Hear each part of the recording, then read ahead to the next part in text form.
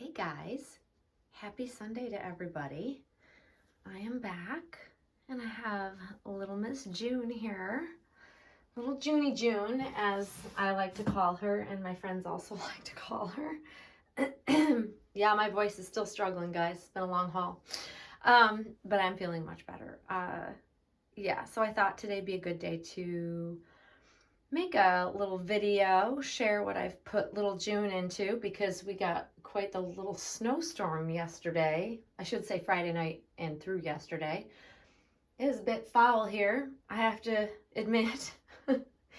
So I had to change her out of that beautiful little lemon romper and lemon shoes because I felt bad that she would be chilly. I know. It's silly that we think our dolls have to be warm when they're inanimate objects. But it is what it is. I admit, I just wanted her to be warm, and it also gave me an opportunity to put her back in this pretty little outfit.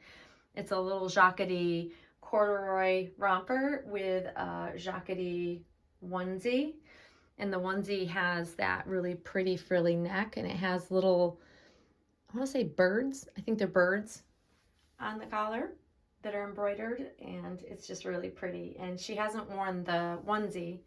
The last time I had her in this romper, she had a short-sleeved jacquard onesie on underneath it, so that gave me an opportunity to put her in this. So it's really, really cute. Hopefully this will be the last hurrah. Fingers crossed this is the last hurrah of winter, you know, as we're nearing the end of March. I mean, give me a break, but this is, I won't lie, this is typical weather that we see here in this area. It just is what it is, you guys. I've just accepted the fact that this is what we get this time of year sometimes, and hopefully this will be the last of it. But this is the swing of like a week ago, we had like 70 degrees and sunny weather outside, and then we swing to teens and 20 degrees with snow. Excuse me. And the swing of those temperatures is what makes people sick. And I am trying so hard just to get through the rest of winter. This winter has been the most sick I have been, thanks to my partner bringing home things. And I'm over it. I am simply just over it. Let's just say that. I've stated it for the record. But anyways, I wanted to share her, but I also wanted to get a good giggle. Because I think I've talked about this in the past. I'm pretty sure I've talked about this in the past, about trying to be, you know, the theme being minimalist as a collector. And I am finding that it is so silly to proclaim to be a minimalist in this hobby. And I'm speaking about myself. I am a person who wants to, in my brain, think that I am a minimalist, organized, because I am obsessive compulsive, and organization is a necessary thing. Things have to have a place. If I don't have organization and I feel like I have too many things or too much stuff that's not neatly placed away somewhere, it gives me anxiety. So I am trying to be more of a minimalist. However, that being said, I say it's silly because being a self-proclaimed minimalist who buys things all the time, it really is kind of on the ridiculous side. If you really think about it, it's kind of ridiculous to state that or think that about oneself. And I know I'm not the only one out here in the reborn hobby that has tried to label themselves as a minimalist, right? I know there are others out there who are self-proclaimed minimalists who say that they don't need a lot of stuff, but then turn around and, you know, voila, there's haul after haul after haul video of like excessive amounts of stuff. You have to kind of take a step back and go, wow, that's pretty silly. Or it's pretty ridiculous. Or it's just completely not true. Like, let's face it. So I've decided that I cannot label myself as a minimalist simply because of this hobby and the fact that I have other hobbies that I collect things. So when we collect things and we keep buying things regularly, even if you have a nice tidy place for it, you simply cannot call yourself a minimalist. And so I am no longer giving myself that label because it's ridiculous. You know, the realism of, or the coming to the understanding that if you are part of a hobby, you buy things, you have stuff that true minimalists would not have or would not attempt to acquire on a regular basis. And I think that that's just nature of hobbies. We just want stuff, especially cute stuff. You know, in the doll hobby, it's cute stuff we're always after. And just when we think we're going to stop buying and be like, okay, I've put myself on buying freezes at times. I'm currently in a buying freeze at the moment because I feel like I have over purchased things over time in the last few months, and especially coming on the heels of Christmas and buying for Christmas, and then you continue because the sales are there and things just keep popping up that you go, oh, that I want, it's so cute, you know, oh, and it's on sale, and you know, I can justify all the reasons in my mind why I should go ahead and buy these things. And oh, well, June doesn't have this, and you know, she doesn't have really a summer wardrobe yet, and I can make all of those excuses and reasonings. I can make that happen in my head and be like, yeah, I totally need this stuff. But at the end of the day, I don't need everything out there. And I have to remind myself of that. I think it's very hard for us within the hobby to limit ourselves from buying all the time because there's always something new. Let's face it, there's always something new. There's always something cute that we haven't seen before. It's just nature of just stuff, right? And as long as I understand that, you know, stuff is always going to come, I don't need to buy it all. I have to remind myself of this. Then I can keep things to where I'm comfortable and I am on the minimal side for myself. And in comparison to maybe some other collectors, I might be considered, you know, a more minimalist approach to the hobby because I have less stuff overall. I mean, to each their own. And if you like lots of stuff and that works for you, my hat's off to you. But literally I get to a point where even bringing in, and I haven't purchased tons, I really haven't. I've kept it, like I've been very picky and very I'm very particular about the items I'm bringing in, especially for like June's wardrobe. Like I'm being very, very careful because I can't deal with having excessive amounts of stuff. If it's not tucked away and folded neatly and put in the drawers or hung up so it's on display and it looks pretty and it has its place, I can't deal with it and stuff has to go. And that's really how I keep the balance of not having too much, is that, you know, when I bring in new things, things go. Like I have gifted a lot of things to my daughter's friend's baby, and that allowed me to really clear out a large amount of stuff that I wasn't using or I just didn't need or just wanted to gift her.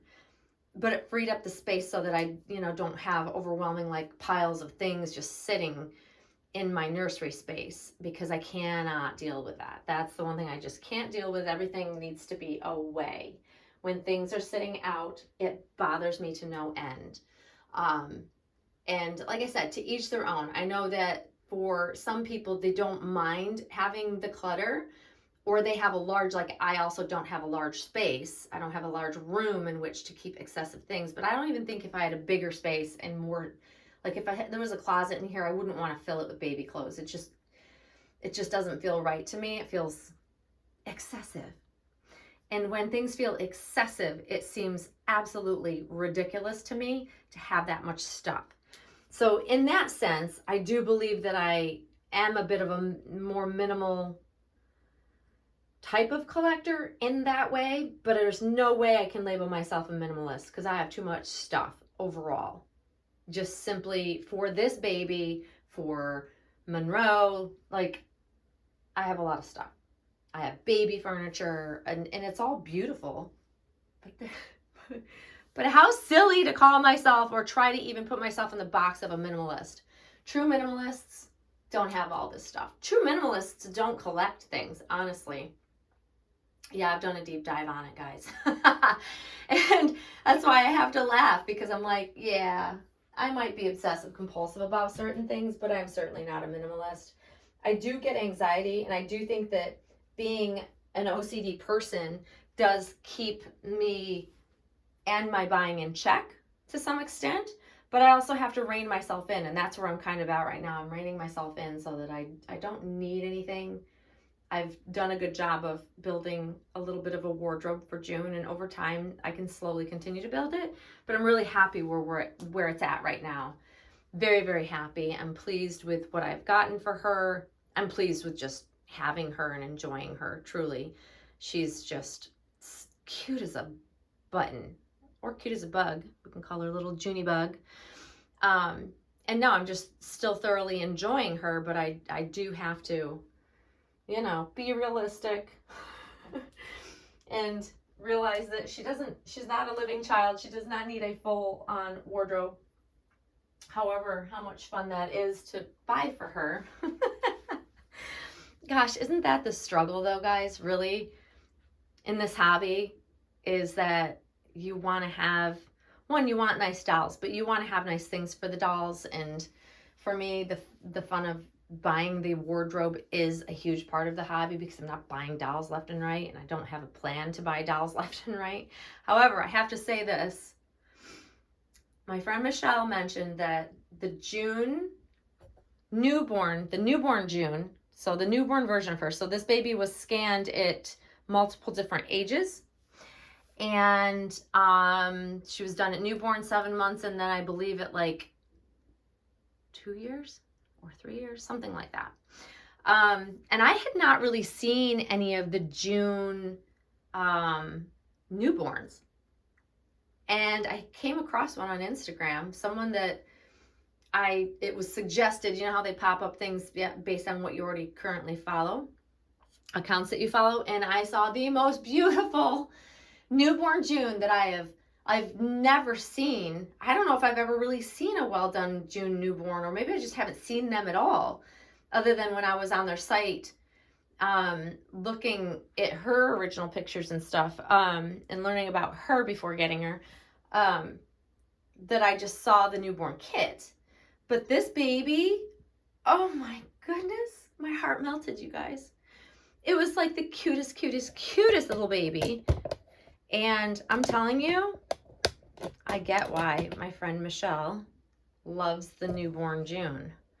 Get it? I totally get it. And you can see the similarity of, you know, next to this baby.